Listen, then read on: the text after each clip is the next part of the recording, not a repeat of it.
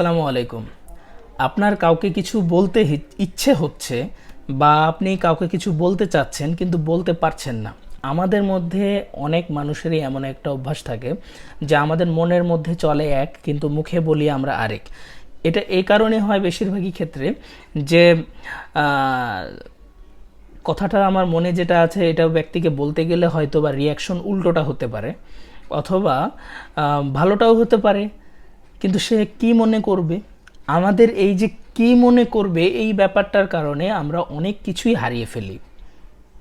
আমার কথা, আমার একটা আম খেতে ইচ্ছে হয়েছে বা আম ভর্তা খেতে ইচ্ছে হয়েছে বা মরিচ লবণ দিয়ে সরিষা দিয়ে তেঁতুল দিয়ে সব কিছু দিয়ে আম ভর্তা খেতে ইচ্ছে হয়েছে। এখন যদি আমি আম না কিনে তেঁতুল কিনি, কিন্তু আমার তো আম খেতে ইচ্ছে হয়েছে, তেঁতুল তো কিনলেনি, সেটা তো খাবেনি, কিন্তু আপনার আপনার আব্বুকে তো বলতে হবে যে আমার জন্য আম নিয়ে আসবে, বাবা আমার জন্য আম নিয়ে আসবে।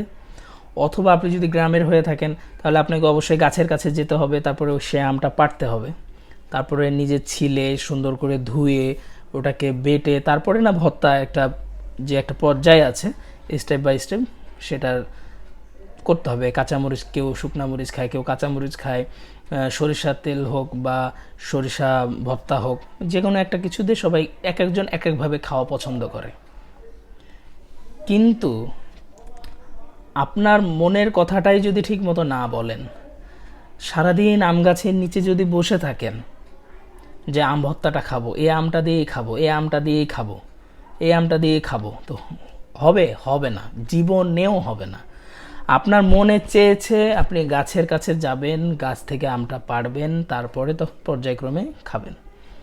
আপনার মনে চেয়েছে আপনার বাবাকে বলবেন বা মাকে বলবেন বা ভাই বোন যে আছে বলবেন, বা আপনার প্রিয়জন যদি থাকে তার সাথে শেয়ার করবেন যে আমার এটা এটা প্রয়োজন, বা আমার মন এটা বলছে তুই কি বলিস, বা আমার এটা ইচ্ছে করছে এখন কি করণীয় আমার, বা আমার এটা আপনাকে বা তোমাকে বলতে ইচ্ছে হচ্ছে কিন্তু আমি বলতে পারছি না, বা স্যার আমার একটা নোট প্রয়োজন, বা আমি এই ক্লাসে এই বিষয়টা মিস করেছি আমি এটা পারছি না।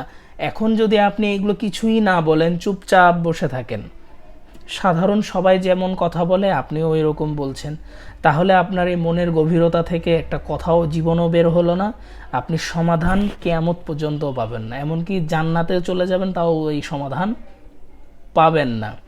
হ্যাঁ, জান্নাতে গেলে তখন তো আল্লাহ দিবে, সমাধান তো দিবে, কিন্তু আপনি যে এই যে এতটা কাল দুনিয়ায় সময় নষ্ট করলেন, মানে কিয়ামত পর্যন্ত সময়গুলো অযথাই নষ্ট করলেন, তা আপনার কিন্তু সমাধান অনেক আগেই আপনার জীবদ্দশাতেই পেয়ে যেতেন।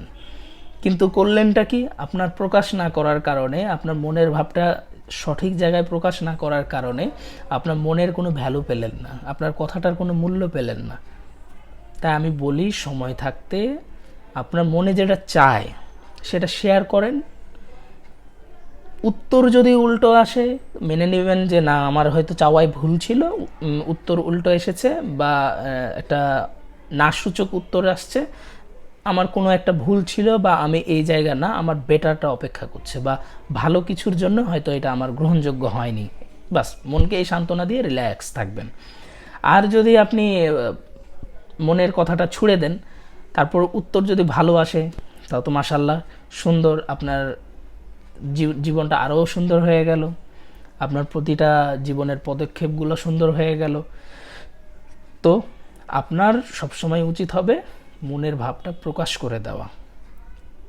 উত্তর হ্যাঁ আসুক বা না আসুক, হ্যাঁ সূচক না সূচক, নেগেটিভ পজিটিভ কিছু একটা তো আসবে, অন্তত মনের মধ্যে চাপ রাখা যাবে না। যা আসবে বলে ক্লিয়ার হয়ে রিল্যাক্সে থাকবেন। আসসালামু আলাইকুম।